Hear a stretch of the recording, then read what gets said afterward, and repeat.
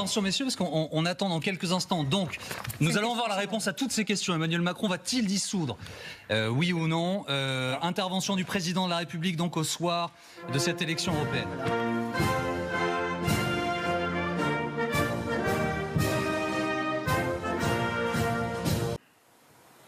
Françaises, Français, vous avez eu ce jour à voter pour les élections européennes, en métropole, dans nos outre-mer, comme à l'étranger.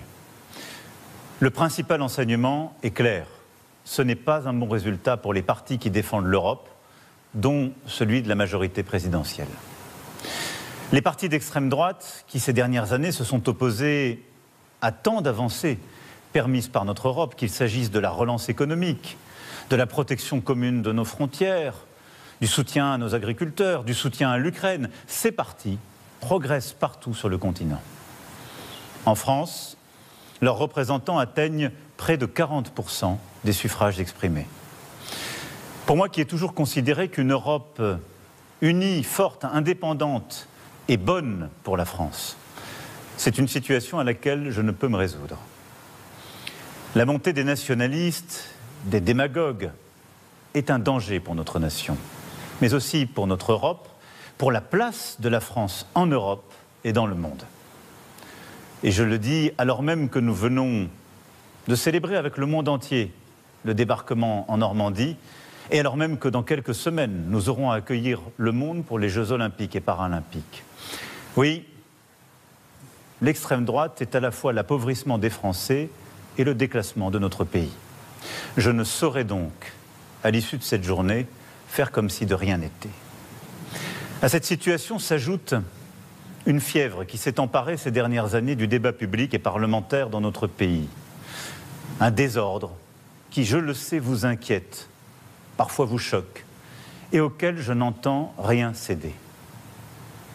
Or aujourd'hui, les défis qui se présentent à nous, qu'il s'agisse des dangers extérieurs, du dérèglement climatique et de ses conséquences, ou des menaces à notre propre cohésion, ces défis exigent la clarté dans nos débats, l'ambition pour le pays et le respect pour chaque Français.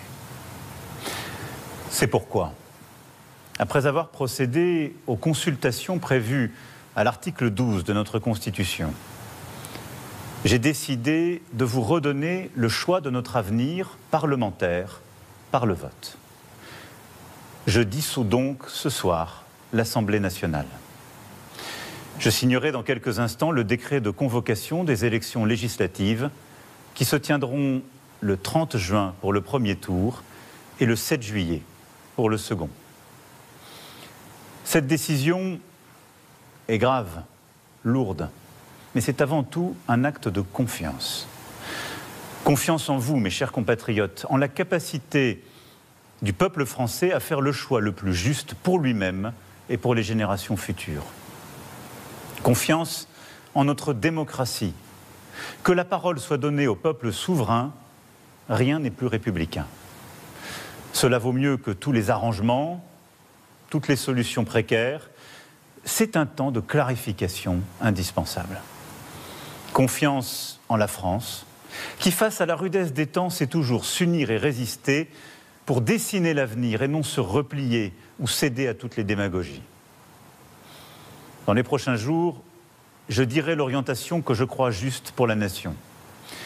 J'ai entendu votre message, vos préoccupations, et je ne les laisserai pas sans réponse.